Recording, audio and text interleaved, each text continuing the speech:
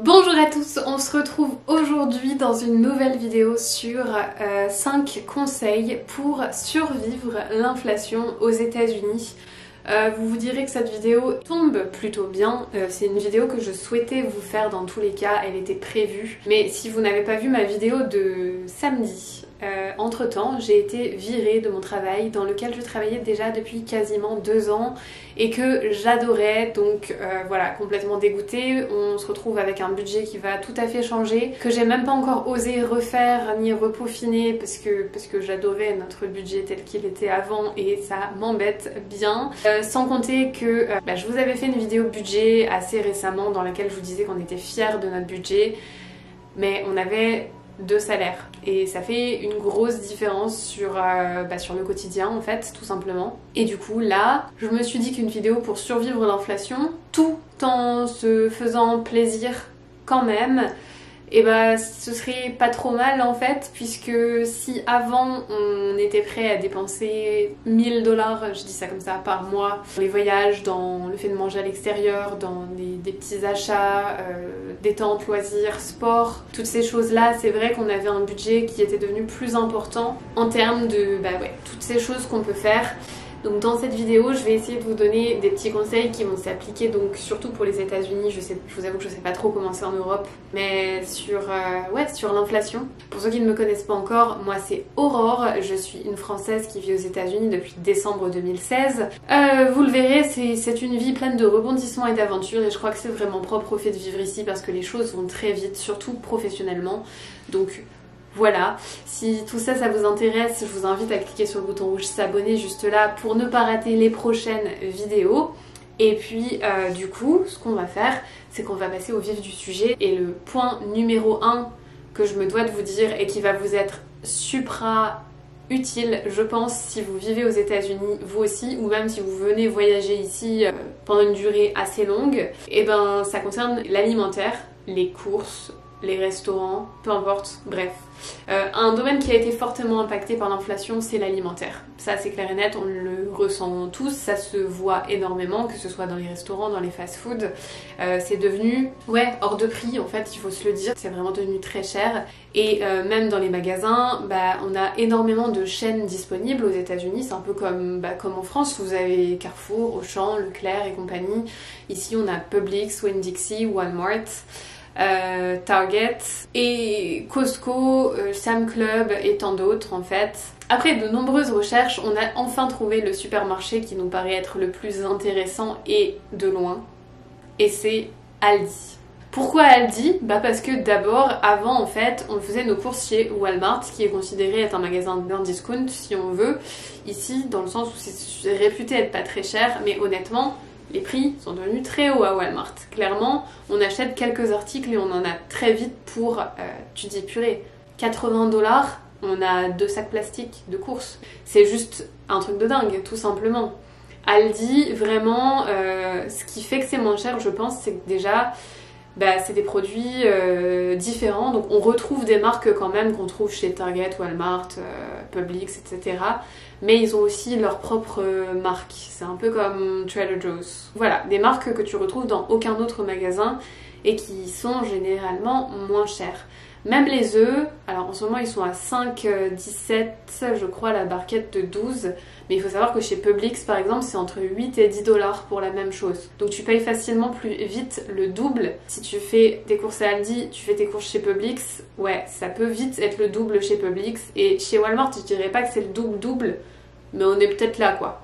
Voilà, il y a quand même une grosse différence.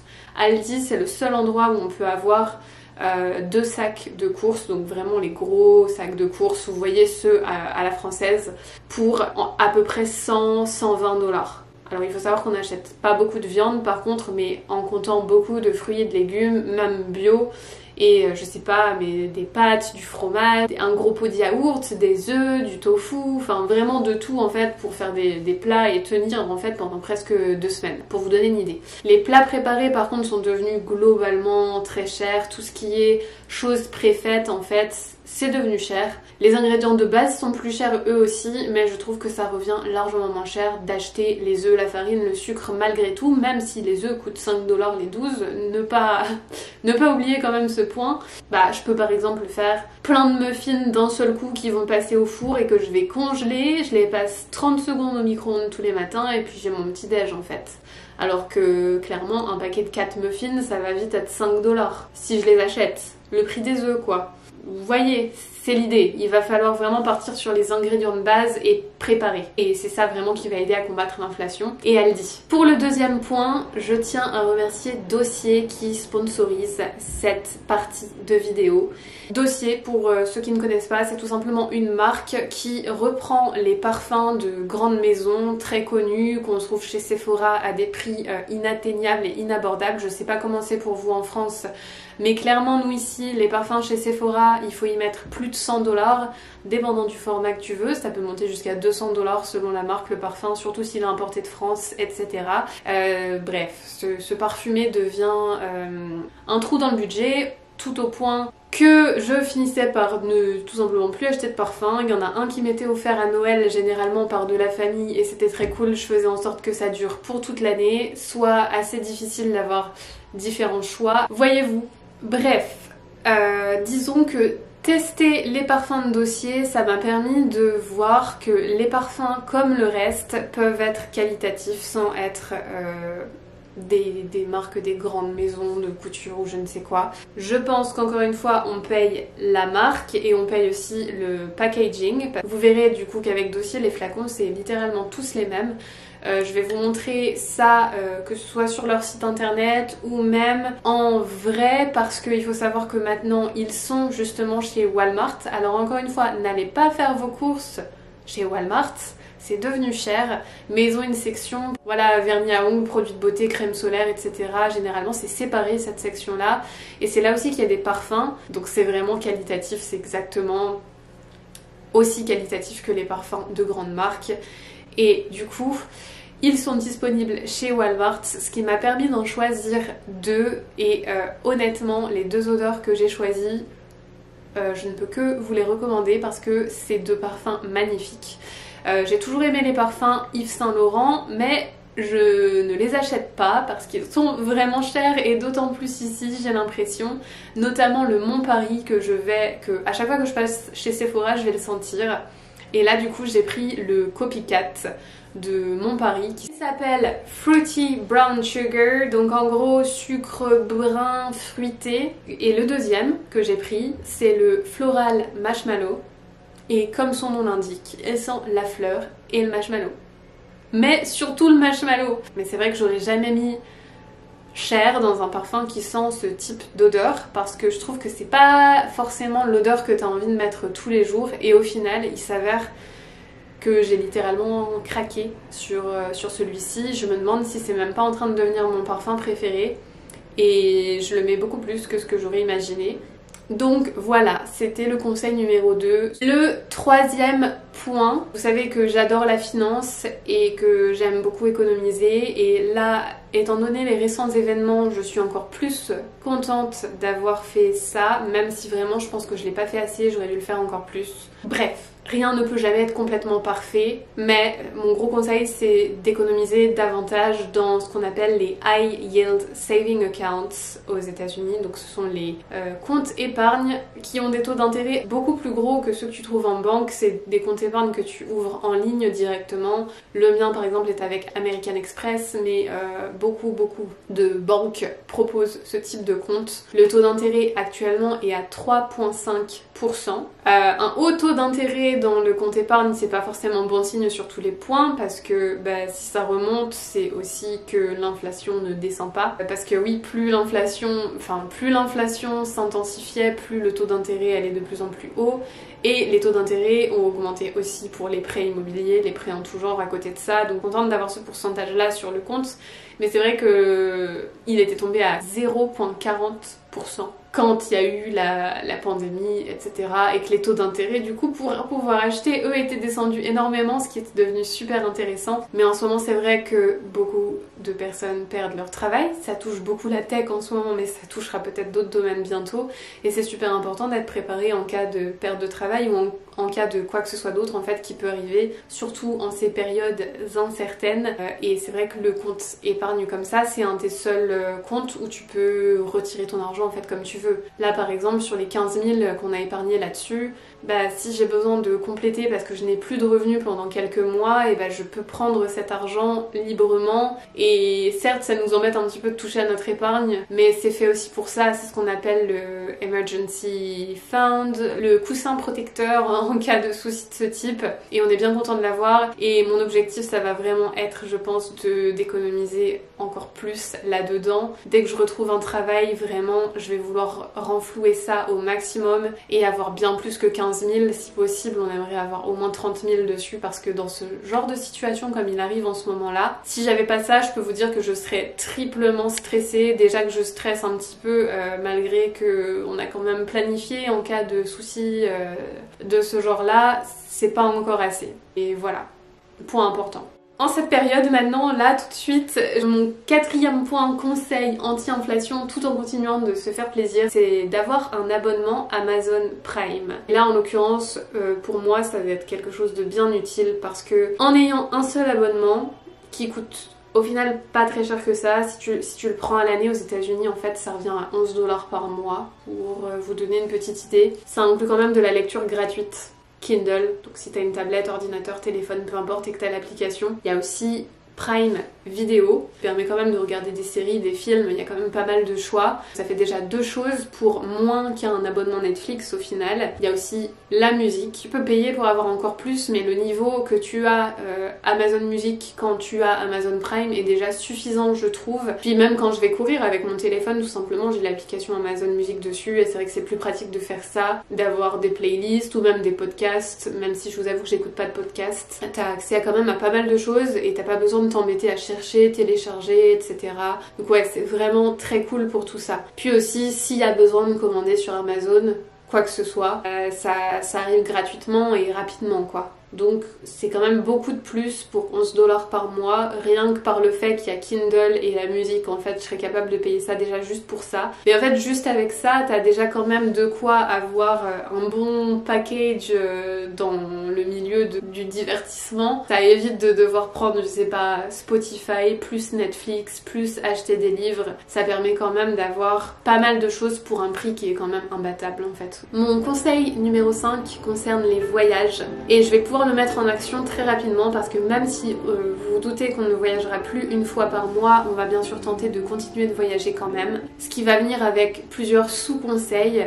Le premier, c'est de voyager avec Spirit ou avec Frontier. Ce sont les deux compagnies low cost des États-Unis. Ce sont pas les plus confortables, vous serez prévenus. Il faut voyager en sac à dos, vous serez prévenus, parce que même une petite valise que tu ajoutes tout de suite, c'est 80 $. C'est ce qu'on fait. Et franchement, c'est pas mal. D'ailleurs, entre les deux, je vous avoue que je préfère Spirit. Ce qu'on fait, tout simplement, c'est qu'on regarde à quel moment on peut avoir un prix correct. Peu importe la destination, on se fie vraiment au billet d'avion et on réserve. Là, par exemple, on a été à la Nouvelle-Orléans avant que je perde mon travail. Sinon, je vous avoue qu'on n'y serait pas allé. Et on avait payé le vol 80 $, me semble-t-il. 79, je crois. Et voilà, c'est quand même plutôt cool. Et c'est pas si cher que ça, donc c'est quelque chose qu'on pourrait envisager de refaire. Par contre, peut-être en partant moins longtemps, parce que sous-point numéro 2, les hôtels, par contre, eux sont quand même assez chers. Depuis l'inflation, les hôtels c'est beaucoup plus cher qu'avant. Je suis même assez étonnée des prix. Donc je préfère à défaut partir un matin et revenir un soir et prendre qu'une nuit d'hôtel entre deux. Ça te permet de visiter une ville et tu payes que l'avion et l'hôtel. On essaiera de continuer de se faire ce genre de choses, juste moins souvent, parce qu'on ne pourra plus se le permettre tout simplement. En attendant que je retrouve un travail en tout cas. Mon plus gros conseil, c'est déjà de réserver sur des sites type Expedia ou Bookings, parce qu'ils ont des tarifs généralement plus avantageux qu'en commandant directement via l'hôtel. Vous pouvez comparer, vous verrez. Et surtout de prendre un hôtel qui est annulable. Il y a souvent l'option peut être annulée jusqu'à 24 heures ou jusqu'à 72 heures avant le départ. bah ça c'est super intéressant parce que si tu vois un meilleur prix avant que ton voyage ait lieu, bah tu peux prendre cet hôtel avec ce meilleur prix et annuler l'autre. Et c'est important d'autant plus en ce moment que parfois il y a des prix qui sont quand même très hauts et ça va baisser en dernière minute juste parce que peut-être il n'y a pas autant de monde que ce qu'ils imaginaient, du coup ils essaient de se débarrasser des chambres restantes. Je sais vraiment pas trop comment fonctionne leur algorithme, mais parfois ça arrive. Et parfois c'est l'inverse, tu te dis ah bah non bah j'avais bien fait de le prendre parce que là c'est beaucoup plus cher. Mais il y a toute la période entre deux, si une fois par semaine je me décide à me connecter pour comparer, bah parfois j'ai une bonne surprise et je fais l'échange du coup. Un autre conseil, le conseil numéro 3 pour les voyages, c'est que on vit quand même assez près de l'aéroport mais pas si près que ça quand même, et surtout quand tu reviens de ton voyage et que tu es à l'aéroport et que tu dois rentrer chez toi, surtout si c'est le soir, il faut savoir que les Uber, qui sont le seul moyen de transport en commun possible si tu es à Miami, bah c'est très cher à ce moment-là, ça peut vite être 50 $ le trajet, ce sur quoi il faut ajouter un pourboire en plus puisque service signifie pourboire ici. Donc c'est vrai que ça nous a valu des mauvaises surprises par le passé, donc je vais vous donner un conseil qui est très important là, c'est qu'il y a des sites, par exemple cheapairportparking. quelque chose, je vous le mettrai ici, ou un autre que je ne sais plus là comme ça de tête mais je vous le mettrai ici aussi, je les ai tous enregistrés en fait dans mon navigateur. Mais en fait ces sites permettent de réserver un parking dans un hôtel qui est près de l'aéroport. Ce qui s'avère pour nous, enfin par rapport à la distance qu'on a à faire de chez nous à l'aéroport, moins cher. Généralement quand on fait des petits voyages comme ça sur des week-ends, ça nous revient moins cher de prendre ce parking que de prendre le Uber. Voilà, donc par exemple pour se garer 3 à 4 jours, généralement on va payer à peu près 40 $, ce qui vaut beaucoup plus le coup de cette manière là. Et ce qui est bien c'est que ces hôtels ne sont pas très loin de l'aéroport généralement, et ils ont des navettes gratuites de l'hôtel à l'aéroport. Donc tu peux te servir de la navette pour te rendre à l'aéroport, et quand tu reviens de ton voyage tu reprends leur navette pour retourner à l'hôtel pour reprendre ta voiture. J'ai quand même un conseil numéro 6 à vous donner que je mettrai pas dans le titre de cette vidéo parce qu'il ne va pas s'appliquer à tout le monde, c'est seulement pour ceux d'entre vous qui ont des animaux. Donc si vous en avez, si vous êtes intéressé de savoir, je vous conseille d'écouter celui-ci aussi. Les animaleries, finalement, que ce soit PetSmart ou Petco, qui d'ailleurs eux ont des magasins physiques, mais il y a aussi le site internet. Ou ensuite il y a Chewy qui est seulement en ligne pour le coup et qui est très connu ici aux États-Unis. C'est vraiment les 3 gros noms je crois pour les animaleries, en tout cas en Floride, je sais pas trop dans les autres états. Il faut savoir qu'en fait si tu vas chez PetSmart ou chez Petco, les prix que tu vois en magasin, si tu payes en magasin, ça va souvent être plus cher. Et quand je dis plus cher, c'est que chez Petco, j'ai déjà vu par exemple, je sais pas, les granulés de mes lapins, j'ai pu les avoir à 10 $ sur leur site internet alors qu'ils étaient à 16 dans le magasin. Donc ce que je fais leur commande sur le site internet et je fais la livraison en magasin, comme ça je paye pas de livraison. Du coup je vais chercher en magasin ma commande, sauf que j'ai payé les articles moins cher que si je les avais achetés directement dans le magasin. Le deuxième point, que ce soit sur Chewy qui est du coup seulement en ligne, du coup le conseil précédent ne s'applique pas forcément puisque tu dois forcément commander en ligne avec Chewy, mais les prix sont quand même intéressants sur Chewy, j'aime bien commander avec eux aussi finalement de temps en temps. Et ou pour le coup PetSmart ou Petco, c'est que si tu as besoin de la même commande de manière régulière, par exemple tu sais que tous les mois il te faut les croquettes de ton chien, voilà, et que ce sera vraiment tous les mois de manière régulière, tu peux faire ce qu'on appelle l'auto-ship. Ça te permet d'avoir un pourcentage de réduction sur les articles que tu vas commander, qui sera applicable à chaque commande, sauf que du coup ta carte sera débitée automatiquement, c'est une sorte d'abonnement tous les mois, ou tous les 3 mois, ou tous les 6 mois, selon la fréquence que tu vas choisir. Et voilà, tout simplement. Bah écoutez, je pense que j'ai fait le tour des conseils généraux anti-inflation aux États-Unis et conseils comment continuer de se faire plaisir malgré l'inflation. Du coup, je vais vous souhaiter à tous une belle journée. Bye bye à tous.